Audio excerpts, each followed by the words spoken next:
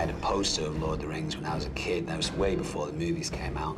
If you'd read Lord of the Rings, it was quite a cool thing, you know. My first exposure to Lord of the Rings was realizing I needed to run to the bookstore to discover something about this Tolkien, and the person in the bookstore said, "Tolkien?" I said, "Yeah," sort of feeling stupid, and they brought me over and showed me, you know, here's a whole shelf, and there you go. There's like 50 things.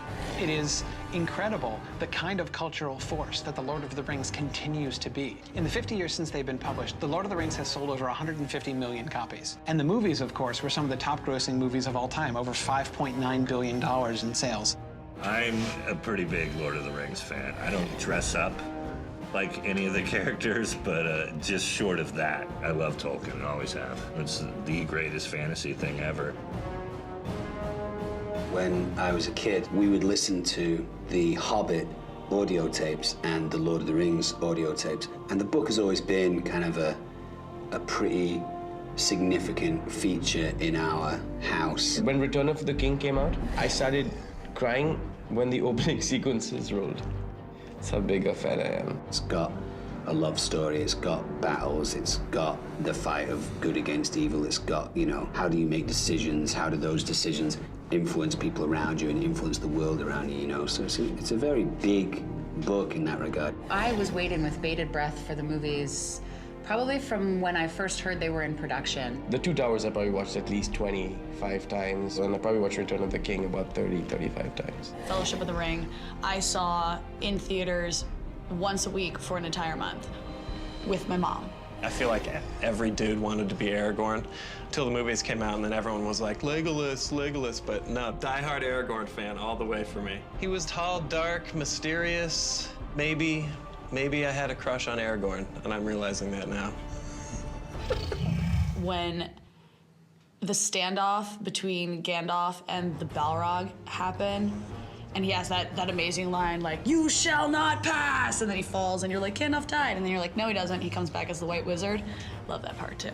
As much as it is about adventure and fighting and wars and everything else, ultimately what he was writing was about how precious it is to have, precious is probably the wrong word to use, precious. So I ordered from Skyball the replica of the ring, and I wore it on a necklace for about a year. That was an interesting year of my life.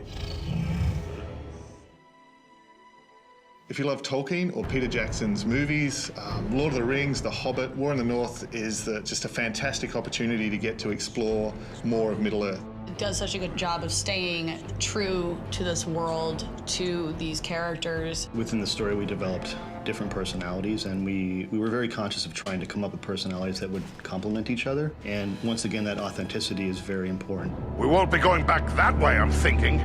The look and feel of a game for me is a deal breaker. If the environments don't feel immersive and look great, then I get really annoyed. And I have to say that the look and feel of War in the North it's beautiful. There's such an array of places where they travel to. It gives you the opportunity to see environments and explore places, things which are just names in the books. Like Fornost, for instance, the ruined city of the Dunedain.